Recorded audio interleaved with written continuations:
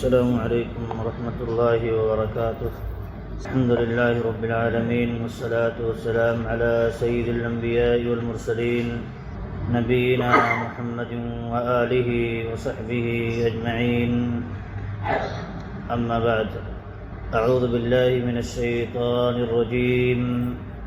وَإِذْ قَتَلْتُمْ نَفْسًا فَادَّارَأْتُمْ فِيهَا وَاللَّهُ مُخْرِجٌ مَا كُنتُمْ تَكْتُمُونَ فَقُلْنَا اضْرِبُوهُ بِبَعْضِهَا كَذَلِكَ يُحْيِي اللَّهُ الْمَوْتَى وَيُرِيكُمْ آيَاتِهِ لَعَلَّكُمْ تَعْقِلُونَ۔ اور اے بنو اسرائیل، یاد کرو کہ جب تم نے ایک شخص کو قتل کر دیا اور پھر اس کے بارے میں ایک دوسرے پر الزام دیتے ہوئے جھگڑ پڑے، اور اللہ تعالیٰ اس بات کو واضح کرنا چاہتا تھا جو تم چھپا رہے تھے، سو ہم نے کہا کہ اس شخص کو اس گائے کے ایک ٹکڑے سے مارو، وہ جی اٹھے گا، اور اسی طرح اللہ رب العالمین مردوں کو زندہ کرے گا، اور اللہ رب العالمین اپنی نشانیوں کو دکھاتا ہے تاکہ تم سمجھو۔ اللہ رب العالمین نے یہاں جو اس سے پہلے بنو اسرائیل کو گائے ذبح کرنے کا حکم دیا تھا، اور بنو اسرائیل کی جو سرکشی تھی اللہ کے نبی کے حکم کے مقابلے میں، اللہ کے حکم کے مقابلے میں، اس کو ذکر کرنے کے بعد اللہ رب العالمین نے کیوں گائے ذبح کرنے کا حکم دیا تھا اس کو واضح فرمایا۔ پہلے واضح نہیں کیا ہے، کیونکہ اصل یہاں جو ذکر ہو رہا ہے، جس کی فہرست ذکر ہو رہی ہے، وہ بنو اسرائیل کے سرکشیوں کی فہرست ذکر ہو رہی ہے، اس لیے اللہ رب العالمین نے پہلے سرکشی کو ذکر کیا ہے۔ بنو اسرائیل نے اللہ اور اس کے رسول کے حکم کے مقابلے میں کس طرح سرکشی کا مظاہرہ کیا، بے ادبی اور گستاخی کا مظاہرہ کیا، اس کے بعد اللہ رب العالمین نے اصل مدعا ذکر کیا ہے، دراصل انہیں گائے ذبح کرنے کا حکم کیوں دیا گیا تھا۔ یہاں اللہ نے کہا کہ دیکھو، جب تم نے کسی ایک نفس کو قتل کر دیا تھا، ایک آدمی کو قتل کر دیا تھا، اور تم نے اس کے معاملے کو چھپا کر کے ایک دوسرے پر الزام دیتے ہوئے جھگڑ پڑے تھے، قاتل گھر کا تھا اور قتل کر کے اس لاش کو دوسرے قبیلوں کے آس پاس چھوڑ آیا تھا، اور صبح ہوتے ہوئے الزام دے بیٹھے کہ دوسرے قبیلے والے اس کو قتل کیے ہیں، اور معاملہ بڑھتا گیا، یہاں تک کہ لڑائی کی نوبت آ گئی تھی۔ تو موسیٰ علیہ السلام تک بات جب پہنچی تو موسیٰ علیہ السلام کو اللہ تعالیٰ نے ایک حکم دیا کہ اس جھگڑے کے حل کا ایک طریقہ بتایا، کہا کہ کہو ایک گائے ذبح کریں، اور گائے ذبح کرنے کے بعد اس گائے کے ایک ٹکڑے سے اس مردے کو ماریں، یوں مردہ زندہ ہو کر کے حقیقت کو واضح کر جائے گا، اور کون قاتل ہے کون قاتل نہیں ہے اس کی حقیقت یوں واضح ہو جائے گی۔ اللہ رب العالمین نے یہ سارا واقعہ اسی لیے بیان کیا ہے، اور اپنی ایک نشانی بیان فرمانی چاہیے ہے۔ دیکھیے اللہ رب العالمین کیسے مردے کو بھی زندہ کرنے پر قادر ہے، تو یہاں وہی ذکر کیا اللہ رب العالمین نے۔ لیکن کیا ہے، یہود نے، بنو اسرائیل نے بڑی سرکشی کی، اور اللہ اور اس کے رسول کے حکم کے آگے اپنی عقلیں چلائیں، اور اپنے سوالات پر سوالات اور کٹ حجتی پر قائم رہے۔ اسی لیے اللہ کے نبی صلی اللہ علیہ وسلم نے دیکھیے مرتبہ خطبہ دیا، کہا ایھا الناس ان اللہ فرض علیکم الحج، اے لوگو، اللہ رب العالمین نے تم پر حج فرض قرار دیا ہے، سو تم کیا کرو، حج کرو۔ ایک آدمی کھڑے ہوئے، کہا اے اللہ کے رسول، اکل عام یا رسول اللہ، کیا حج ہر سال کرنا ہے اللہ کے رسول صلی اللہ علیہ وسلم؟ تو اللہ کے نبی صلی اللہ علیہ وسلم نے خاموشی اختیار کی، جواب نہیں دیا، یہاں تک کہ وہ آدمی 3 مرتبہ یہ پوچھا، کیا ہر سال ہے اللہ کے رسول حج کرنا واجب ہے؟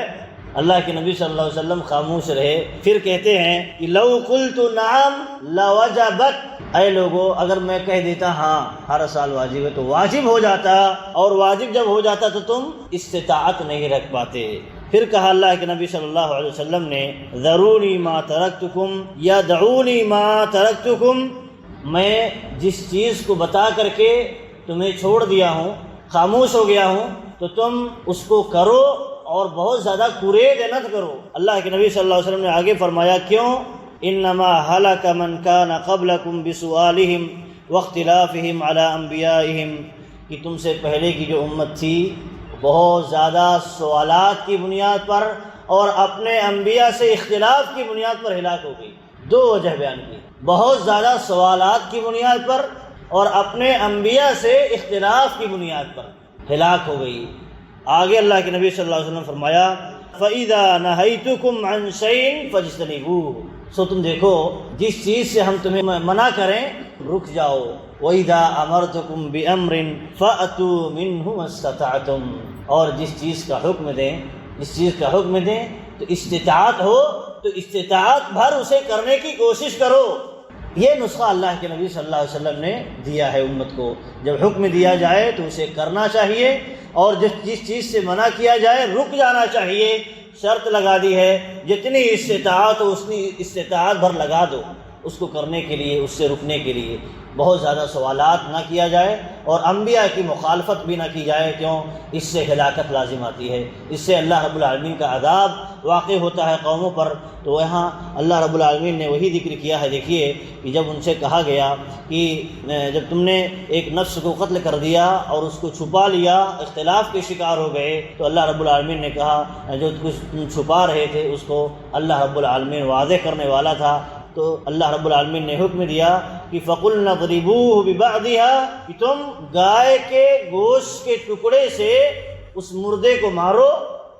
كَذَلِكَ يُحْيِي اللَّهُ الْمَوْتَى، اس طرح جب تم مارو گے تو اللہ رب العالمین اس مردے کو زندہ کر دے گا اور وہ حقیقت کو واضح کر دے گا۔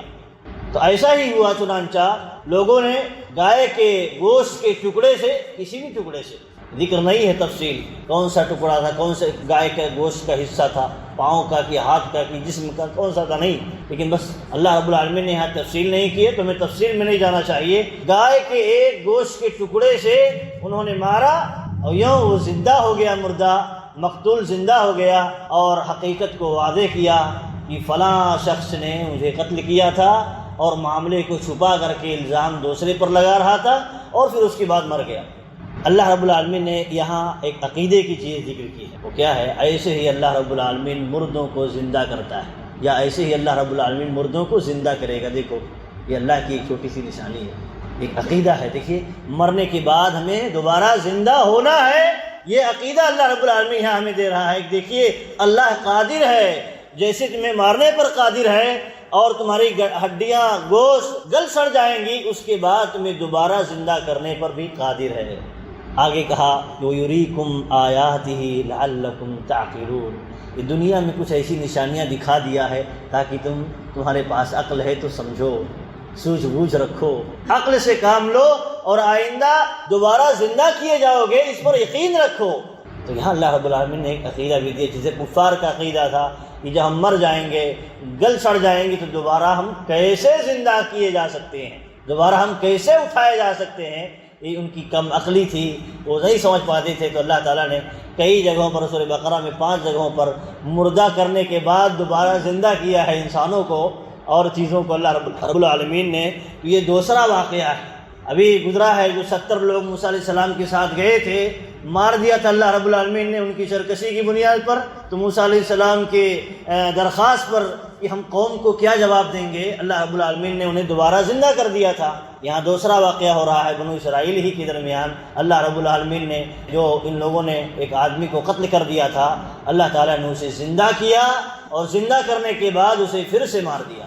تو یہ اللہ رب العالمین قادر ہے ہر چیز پر، جس چیز کو چاہے جیسا کر سکتا ہے۔ اللہ تعالیٰ کو صرف کن فیکون کہنا ہے، کن کہنا ہے، اور وہ چیز ہو جاتی ہے۔ تو یہ چیز کیا ہے، یہاں دیکھیں عقیدے کی بھی چیز ہے اور بنو اسرائیل کی سرکشی کی بھی چیز ہے، اور یہاں ہمارے لیے ایک سبق یہ ہے کہ ہمیں دیکھیں اللہ رب العالمین کا جہاں حکم آئے، اللہ کے رسول کا جہاں حکم آئے، وہاں اپنے آپ کو بلا چوں چرا کیے ہوئے، بغیر سوالات پر سوالات کیے ہوئے اپنے آپ کو جھکا دینا چاہیے، اطاعت و فرما برداری پر لگا دینا چاہیے، یوں ہم کامیاب ہو سکتے ہیں۔ ورنہ اگر ہم سوالات پر سوالات کرنے لگے، انبیاء سے اختلافات کرنے لگیں، اللہ اور اس کے رسول کے خلاف ہم کام کرنا شروع کر دیں، تو اللہ تعالیٰ ہم پر بھی ہلاکت مسلط کر سکتا ہے، جیسے دوسری قوموں پر اللہ رب العالمین نے ان کی سرکشی کی بنیاد پر کیا۔ تو یہ کچھ چیزیں تھیں اس واقعے کے متعلق، اور سورۃ البقرہ اس سورت کا نام ہے، تو کہتے ہیں یہ وجہ ہے جس میں بقرہ کا تذکرہ ہے، گائے اور گائے کے واقعے کا تذکرہ اللہ رب العالمین نے کیا ہے۔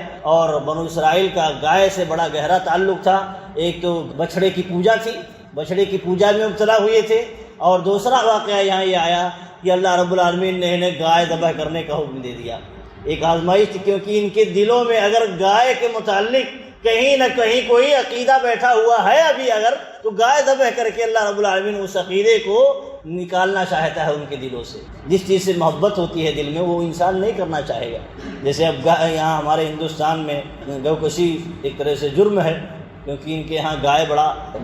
گو ماتا ہے ان کے یہاں، تو اس کو قتل کرنا انہیں گوارا نہیں ہوتا ہے۔ ایسے ہی ان کے دلوں میں بچھڑے کی پرستی تھی، بچھڑے کی پوجا گھر کر گئی تھی، تو اللہ تعالیٰ نے حکم دیا کہ یہاں گائے ذبح کرنے کا، کسی اور چیز کو ذبح کرنے کا، یا اللہ رب العالمین ویسے ہی مردے کو زندہ کر دیتا، لیکن اللہ رب العالمین نے گائے ذبح کرنے کا حکم دیا، اور پھر گائے کے گوشت کے ٹکڑے سے مارنے کا حکم دیا، تاکہ ان کے دلوں میں اگر گائے کی محبت کہیں بھی اگر ہے وہ ختم ہو جائے۔